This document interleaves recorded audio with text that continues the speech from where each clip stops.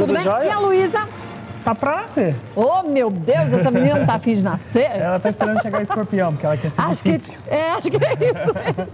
Agora, tá difícil ou tá fácil pra gente escolher o que fazer nesse fim de semana? Olha, tá fácil. A gente tem boas dicas aí no cinema e pra locação, também pra venda. E um dos filmes mais esperados do Brasil no ano tá chegando nesse final de semana, o Tropa de Elite 2, né? Finalmente chega às telas com 600 cópias, Kátia. 600? É o maior lançamento nacional até hoje, né? Para você ter uma ideia, 600 cópias é o que o Homem-Aranha 2 chegou aos cinemas, né? Mas o Herbert da nossa produção estava me falando ontem que o diretor do filme estava meio enlouquecido para não deixar vazar para as cópias piratas, né? Para você ter uma ideia, ninguém, em tese, apenas o diretor, o montador e tal, viu o filme até a exibição que aconteceu nessa semana. Ninguém viu? Em Paulinha, exatamente. Né? E foi um esquema de segurança muito grande. Agora imagina, para essa semana, as 600 cópias já tem que estar pronta, né? Elas já devem estar prontas. Imagina você segurar tudo isso, né? O esquema de segurança, mas vale a pena porque é também um dos filmes brasileiros mais caros da história. Quanto custou? O custo estimado do Tropa de Elite 2 é em torno de 12 milhões e meio de reais. 12 milhões e meio? Mas esse valor pode chegar a 15 milhões de reais aí pela divulgação, né? Mas quanto que faturou o Tropa de Elite 1? Você lembra? Olha, eu não me lembro de cabeça os valores, mas cobriu o valor, deu lucro. E vamos lembrar que, segundo uma pesquisa feita na época pelo Ibope, mais de 11 milhões de pessoas tinham visto o filme, se você levar em consideração o filme que vazou, a versão não oficial, o filme pirata, né? Nos cinemas ele deu por volta de 3, 4 milhões, mas mais 11 milhões viram o filme também. E engraçado que os filmes nacionais hoje em dia têm feito sucesso, o Nosso Lar arrecadou 37 milhões. Pois é, esse é o ano, 2010 é o ano do cinema nacional.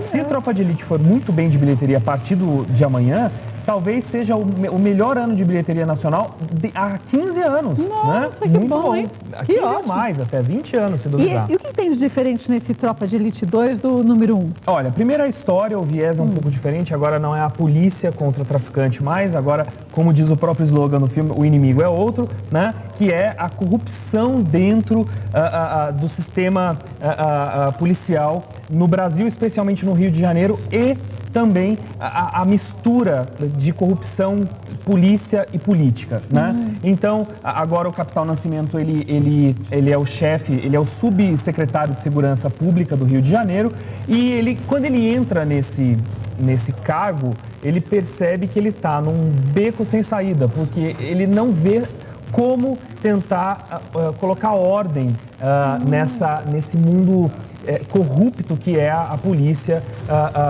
no caso, no Rio de Janeiro. Mas eles falam também sobre as milícias, né? Fala também sobre as milícias. E a gente tem aí, Kátia, boas cenas feitas com helicóptero, cenas de ação bem interessantes. E diz que os helicópteros usados foram os do próprio Goi, né? Exatamente. Pô, agora o investimento foi grande, né? Porque o primeiro filme que ganhou, vamos lembrar que o primeiro filme ganhou o Urso de Ouro em Berlim em 2008, ele já dá um aval por si só para fazer um investimento como esse. Curiosamente, o Wagner Moura, ele entrou como produtor do filme também. Isso é interessante para o ator hoje em dia, porque se ele consegue entrar como produtor, ele também vai fazer parte dos lucros do filme. Ele é produtor? Exatamente. Aí ele tá todo engajado. Puxa. Se eu não me engano, ao que parece, ele topou fazer o Tropa de Elite 2, que é algo que na época, quando foi lançado o primeiro, eu me lembro que eu fui no Festival do Rio fazer a coletiva de imprensa e ele dizia que ele não ia fazer o segundo. Agora, ele tomou aparentemente porque ele entrou na produção também. Que bom. Olha, a gente tem um elenco aí interessante, além do André Ramiro, do João Miguel, do Wagner Moura. Nós temos a presença do Seu Jorge também, que faz um bandido linha pesada, né? Belas cenas, vale a pena não vai impactar tanto quanto o primeiro, porque o primeiro, o que colocou lenha na fogueira foi a questão da pirataria, a questão de um olhar sobre a violência bastante polêmico, quer dizer, que surgiu uma polêmica até inesperada pro José Padilha, né, que é o diretor, pro Braulio Mantovani, mas agora, como o viés é outro com a polícia, a política e tal, também pode criar uma polêmica. E vamos lembrar que o filme está estreando, eles sabiam que o filme ia estrear o período eleitoral, né, entre o primeiro e o segundo turno. Disse o Padilha em Paulínia essa semana que não foi de propósito, foi porque eles iam estrear em setembro, mas o filme não ficou pronto. Você acredita? Não sei. Enfim, eu prefiro não comentar, digamos, né? Mas não ficou pronto e aí não tinha fim de semana hábil, né, para estrear o filme. E sobrou esse final de semana, que na verdade é um bom final de semana. Prolongadíssimo. Prolongadíssimo, né? Então tem tudo para dar certo aí o filme nesse final de semana, né? Você acha que é uma boa? Ou quem assistiu o primeiro vai ver algo muito parecido nesse segundo? Não vê algo parecido porque agora o personagem são os mesmos personagens. Mas não a mesma linha. Tem cena de violência, mas eu acho que está mais bem produzido. Acho que as cenas estão mais caprichadas.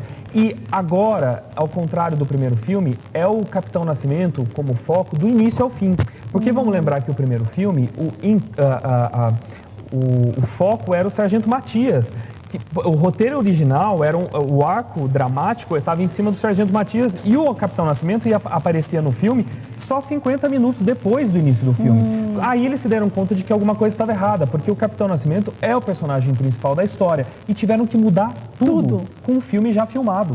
Isso Esse é um trabalho absurdo. Foi um inferno, literalmente, para remontar o filme. E agora eles começaram do zero. Então, o Capitão Nascimento tem um filho adolescente que eu não vou contar detalhes, mas vai se envolver com toda a problemática aqui do pai, né? Então, esse é o drama pessoal do Capitão Nascimento. Então, é interessante, é um outro olhar, bem produzido, vale a pena para esse final de semana, até porque é a melhor estreia em grande circuito do final de semana, sem dúvida. Então, fica aí a dica. Mais uma dica para cinema ainda. Olha, eu trouxe uma dica, na verdade eu trouxe um filme para a gente até discutir um pouquinho sobre conteúdo para criança, A Lenda dos Guardiões, né? Que é um filme em tese... Das corujinhas, né? Das corujinhas, né? Um filme em tese produzido para crianças e adolescentes. Por que em tese? Já vou falar, olha só. Visualmente o filme é lindo, fantástico. É 3D também a gente 3D. encontra, né? É um espetáculo, como a gente está vendo, é um espetáculo visual muito interessante, ainda mais em 3D. O problema, e aí o em tese. Pega. O problema é que as corujas não são nada santas e elas são... Não são boazinhas? Não, elas até são, mas o filme é todo um filme de guerra, né? A Guerra das Corujas? É um mundo em que dois irmãos são jogados para virarem guerreiros escravos, numa guerra iminente entre duas populações. Um se rebela, o outro acha muito legal usar o poder militar para vencer o mal, etc e tal, né? E aí começa uma rebelião gigantesca.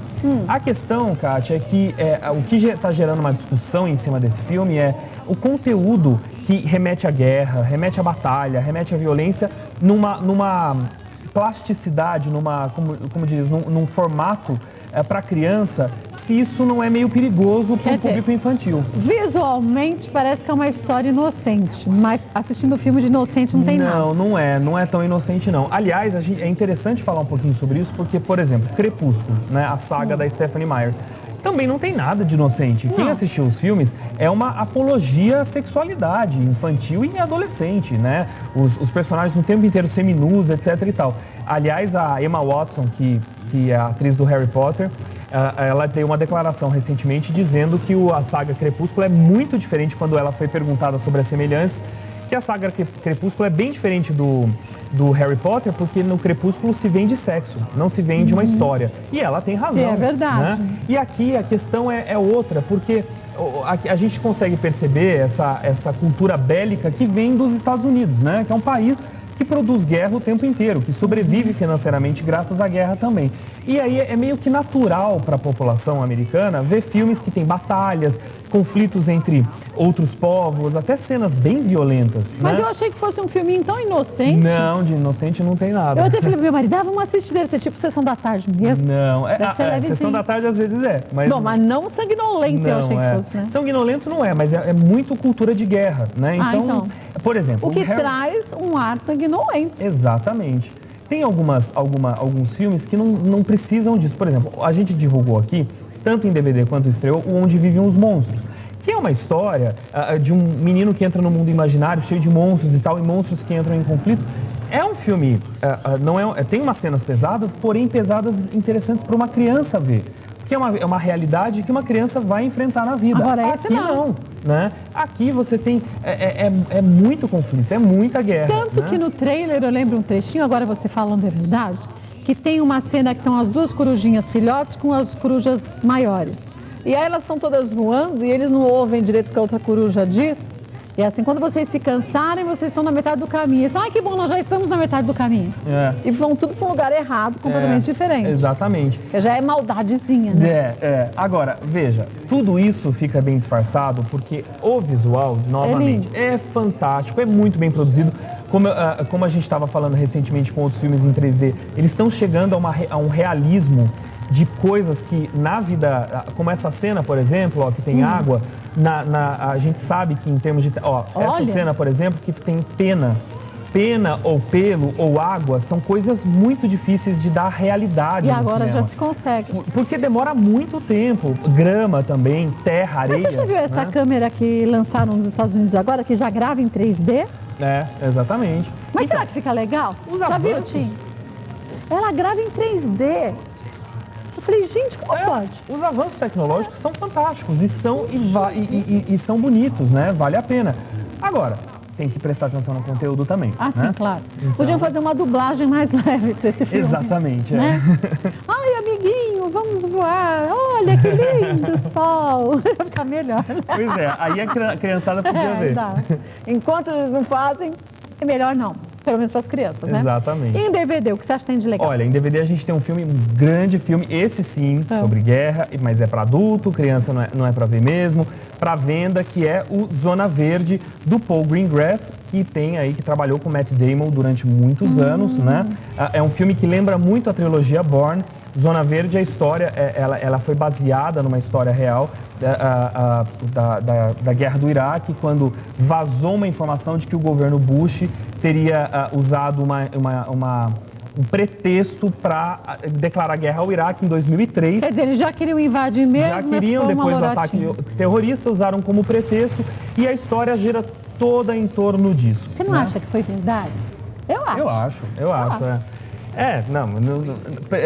Não tinha, eles não acharam, inclusive, armas de destruição em massa. Então, né? Exatamente. Aliás, o filme ele é muito verossímil em relação a isso. A história de um tenente do exército americano, que é o personagem do Matt Damon, vai para o Iraque porque disse ter achado armas de destruição em massa, né? Quando ele chega lá, ele se descobre que tudo isso é uma grande armação. Que não tem arma nenhuma. Exatamente. E ele não sabe em quem confiar no meio de um deserto no Oriente Médio, né? Mas não é esquisito um filme desse ser feito em Hollywood?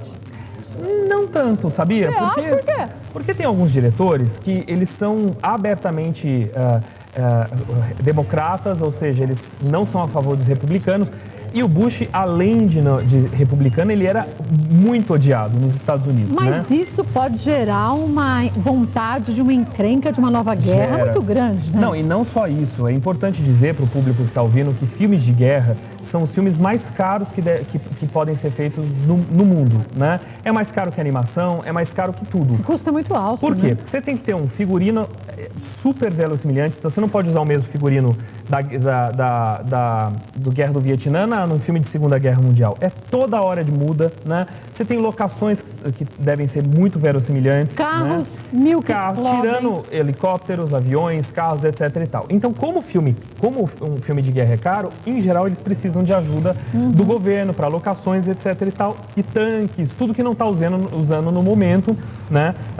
Quando os Estados Unidos não está em guerra, o que é raro, mas acontece. Então, eles precisam de ajuda. Num filme desse, o governo americano provavelmente não ajudaria, porque faz uma crítica dura pesada, ao governo americano. Só que como vem de um diretor, né, e de um ator que tem por trás a trilogia Bourne, que rendeu bilhões de dólares no mundo, os estúdios acabam bancando porque sabem que vai dar um retorno. Vai ser uma boa bilheteria. Exatamente, o Matt Damon se tornou um ator muito vendável nos cinemas e foi o que aconteceu. O filme mandou muito bem de bilheteria, então é onde você tem liberdade para falar desses assuntos no cinema. Né? E você acha que eles colocaram esse assunto em voga do jeito certo e, e desempenharam bem o roteiro. Desempenharam bem. O filme foi feito ainda o Bush era presidente, faz uns anos, e era uma crítica, é aquele movimento na época de falar sobre, criticar a guerra do Iraque. Tem muitos filmes sobre isso no cinema americano nos últimos anos. E esse, como filme de ação, vale a pena também, porque é muito bem produzido, as sequências são fantásticas, vale a pena. Zona Verde. Zona Verde. Vou assistir esse fim de semana, pegar no locador. É para alugar ou para comprar? Para vender já. Ah, para vender já? Vou comprar então. Muito legal. Mais um. Olha, a gente tem uma comédia. Ah, né? Eu adoro aquelas comédias com açúcar.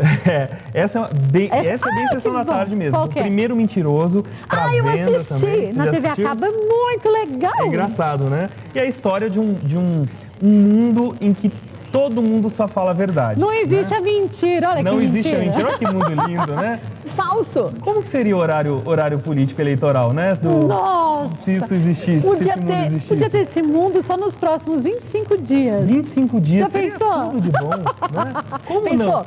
Eu não vou fazer nada do que eu disse até agora, ou melhor, eu nunca ia. Que legal. Não, mas para deputado estadual federal teria sido muito legal também, ia ser bom. Mas olha, a gente não ia conseguir conviver todos em sociedade, se fosse só verdade. Já pensou? Pois é. Eu olho pra você e falo, não gostei do seu cabelo, seu sapato é horroroso. Falo, nossa, você tá tão também, gorda, você precisa emagrecer. Não ia dar certo? Ia.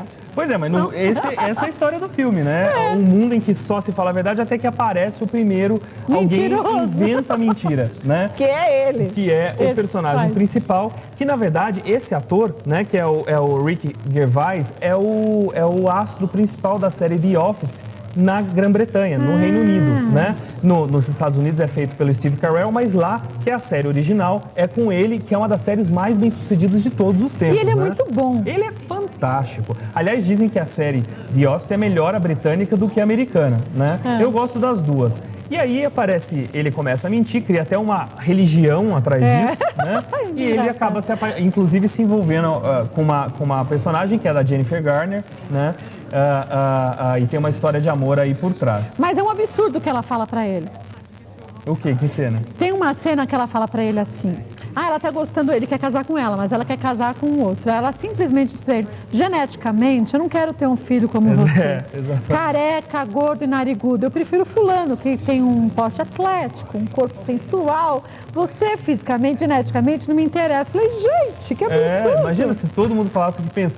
Lembra de um filme do Jim Carrey que tinha O Mentiroso, né? Que é um advogado que de repente não consegue não falar mais porque mentira. O filho pede para Deus no dia do aniversário, para o pai não mentir mais. Exatamente. E o pai isso só acontece, se ferra. Ainda mais para um advogado é complicado, né? Uma boa dica aí para o final de semana. E é um filme bem água com açúcar, mas é divertido e faz a gente pensar o quanto que, infelizmente, a gente muitas vezes não pode ser 100% sincero. Exato. E como as relações sociais são moldadas com pequenas mentirinhas, médias mentirinhas, né? E grandes mentiras também. Né? É que as pessoas falam, eu não minto. Não existe quem não... Quem não dá uma pequena mentira não é possível. Falar assim, eu não minto, eu dou uma floreada. Já tá mentindo. Porque tem algumas situações sociais que se você ficar quieto, você está fazendo uma crítica. Se você fala a verdade, é pior ainda. Então você vai falar, não, você tá linda, seu vestido tá lindo. E imagina que falar para uma mulher que não engordou, né? Não tem como falar a verdade. Não tem, ela vai te matar. Vai matar. É melhor se mentir um pouquinho. É mentira saudável. Mas é uma mentira. Essa é mais uma dica boa. Exatamente. Bom, outra dica muito boa é que você aprenda um pouco mais sobre cinema. Eu acho que, principalmente nessa fase, o cinema nacional crescendo tanto, Exato. E tantos jovens buscando uma colocação, uma recolocação profissional. Esse é um bom segmento a ser seguido, né? Nossa, totalmente. A indústria cinematográfica brasileira está cada vez mais forte, né? E está precisando de profissionais, tá cada vez mais, né? Então... Tem que aproveitar para você fazer cursos lá na Academia Internacional de Cinema. Mas se você não quer se tornar um profissional dessa área, mas quer só entender também um pouco mais, também tem cursos assim, Exatamente. Olha, em breve está começando um curso de roteiro, a oficina de roteiro, que é uma das mais conceituadas lá, que é justamente formador de contadores de história, né? Quem quer contar essas histórias para o cinema, né? Dar novos ares para o cinema nacional, ou contar de um outro olhar as mesmas histórias, é no roteiro que tudo começa. É uma boa, né? Ô, gente, o som do filme tá rolando ainda. Todo mundo tá assistindo. Quer ver também. Ó, telefone é o 0 operadora 11 3826-7883. 3826-7883. Entre em contato com a Academia Internacional de Cinema e você vai saber direitinho quais são os cursos e a partir de quando que você pode fazer. Isso mesmo. Obrigada. Tchau, olha, tchau. Estamos ansiosos esperando a Luísa. Eu Será também. que ela vai esperar para virar escorpião? Acho que vai virar a lua, dizem, dia 22 e vai nascer. Vamos ver. Dia 22 vira a lua? É. E essa história de lua é verdade. Toda vez que vira a lua, começa a reparar, as crianças nascem. Você não acredita nisso? Eu acho Eu acredito, minha avó falava e a gente checava e era verdade. É verdade, é isso aí. Fim de semana.